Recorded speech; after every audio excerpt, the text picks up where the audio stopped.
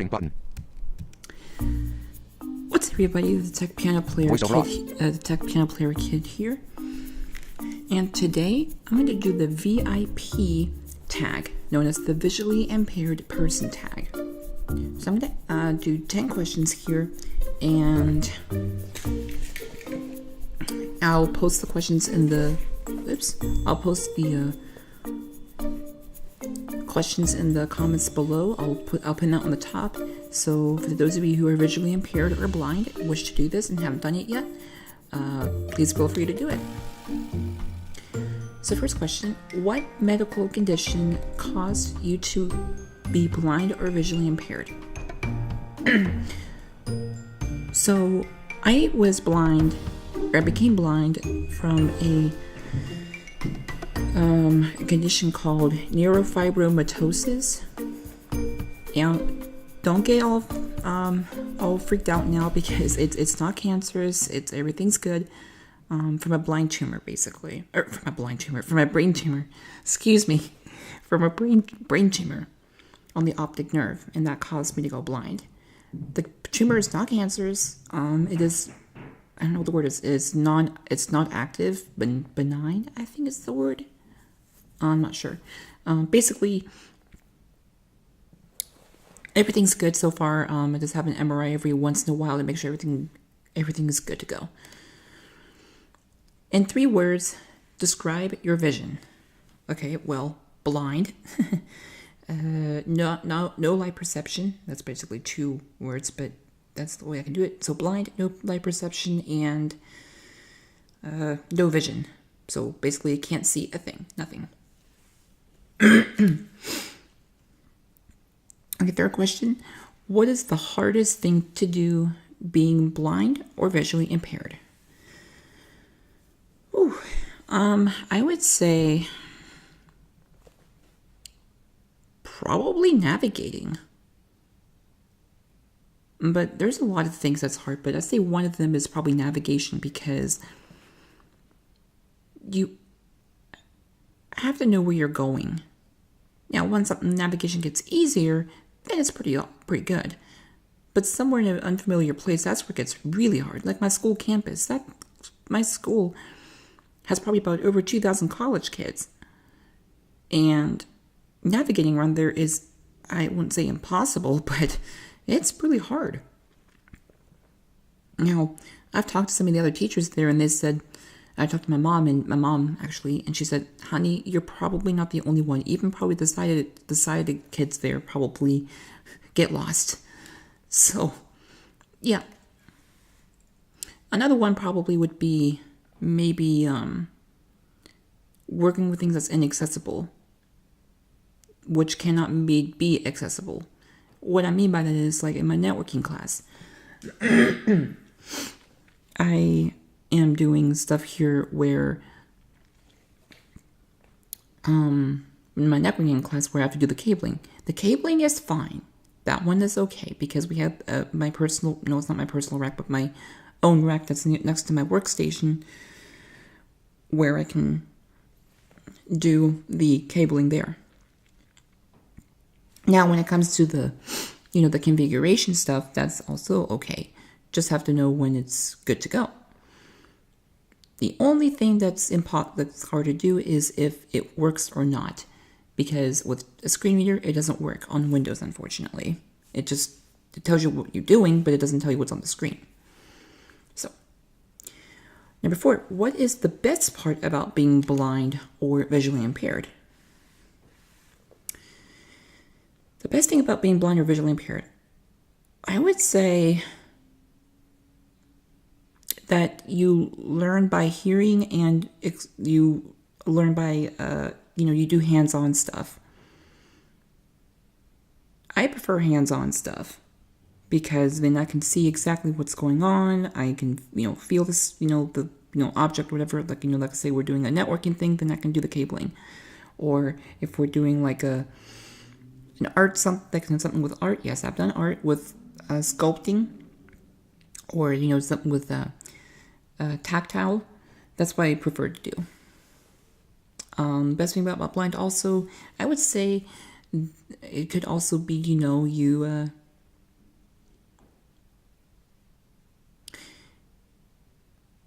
I would. I don't know. That's a good question. These are good questions.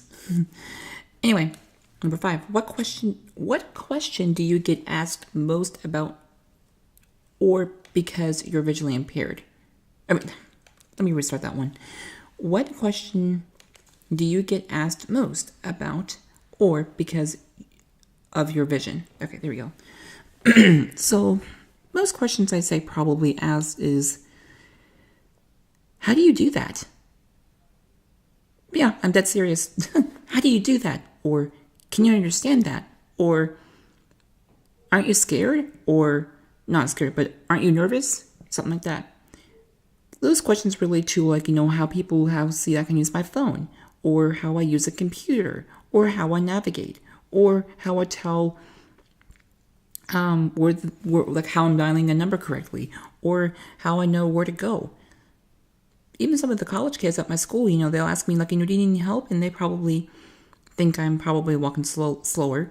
And that's only because, most of the college kids there are sighted. They walk faster. The only time why I walk slower is because I don't want to run into anything, because you never know, they can move stuff around, and that's happened quite a bit. And there could be college kids sitting, in front of the wall waiting for their next class and everything like that. So that's why I walk a little bit slower. Actually, probably a lot slower, but not like slow, like one step every 10 seconds. It's probably like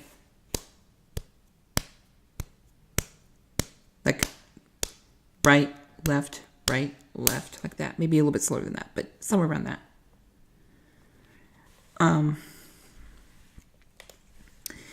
Number 6. Do you Okay, guys, I'll be back.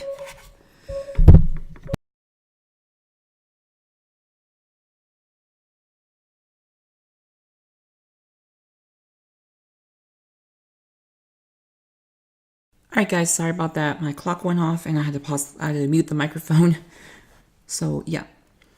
Number 6, once again. Do you have a cane, a guide dog, or neither? I have a cane. Now, for those of you who do not know, I'm not talking about a cane that you use if you have, like if you can't walk very well. This is called a white cane. Basically what it is called is what it looks like, a white cane. You have, now those are the canes, you have 2 types. Actually there's 3 types, technically. Well, there's more, there's quite a few. You have one called the NFB cane, National Federation of the Blind cane. Those are like the really thin canes. They're really light and you can walk pretty fast with them. I don't prefer them because you have to use 2-point touch. What 2-point touch is, you take the cane, step out with your right foot and tap on the left side. And then when you step out with your left foot, you tap on the right side. And you keep doing that. The reason why that is because if you do that, then, you have, makes more sense. They say you walk that faster, and it's true, but I don't prefer that cane because you can't fold it. You also have the folding cane, which is basically a different type of cane. It's heavier, and it's meant for constant contact, which basically means you keep it on the ground and you move it back and forth from left to right. Same technique as the 2-point touch, but you keep it on the ground.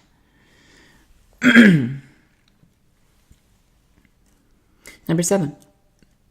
What one piece of advice would you give to someone who is losing, going to lose, or has lost their vision? Honestly, the best advice I can give you all is, 1, you're not alone. 2, it's going to take time, yes, but don't give up. Don't give up, okay? It's going to be hard. Yes, I know. I mean, I've been blind since birth, almost. Since 1.5 years old. I don't remember anything, but basically, you don't want to give up. You're not alone. And talk to other friends that you know who are blind, who've been blind for a while, and ask them advice too. And, just, take your time on this, okay? It is going to take a while to get used to. Trust me, it will.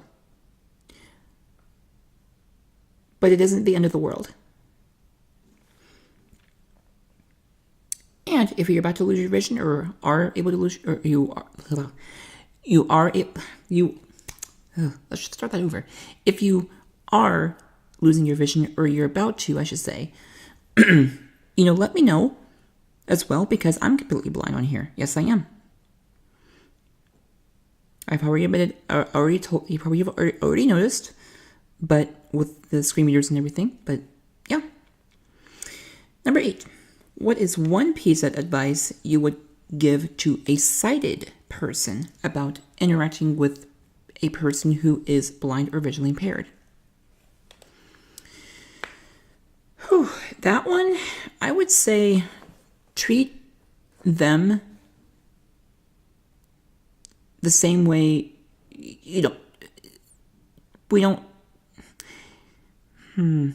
basically, I would say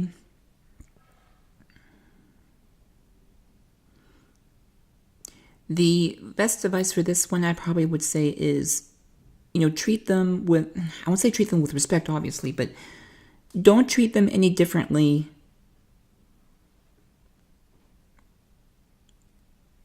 that makes sighted people, don't do everything for them, I guess is what I'm trying to say. Also treat them with respect, obviously. And don't be afraid of them. Don't be afraid of them, okay? There have been people out there who are afraid to interact with blind people. Oh yeah, I haven't experienced it, but there are. Don't be afraid. They're just like you all. Like all you sighted people out there. They're just, have to do things differently.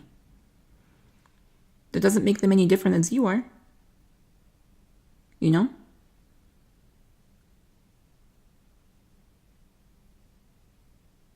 I have sighted friends.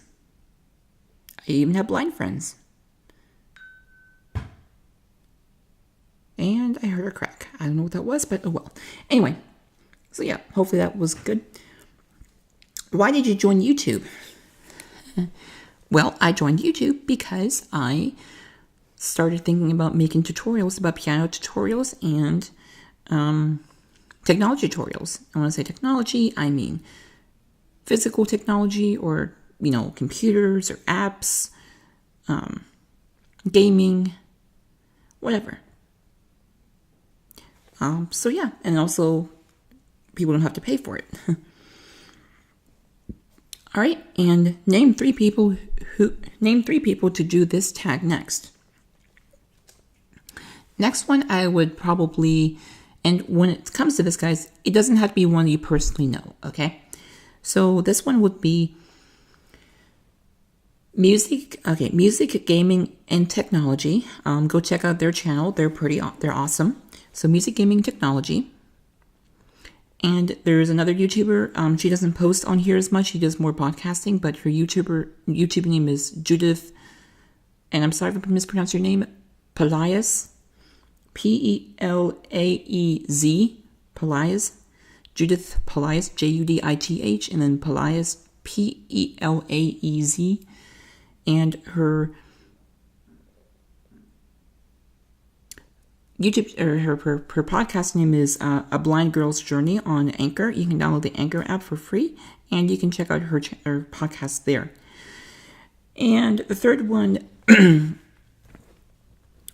didn't want to repost someone to do this because they've already done this, and I couldn't find any of the blind YouTubers that I know, and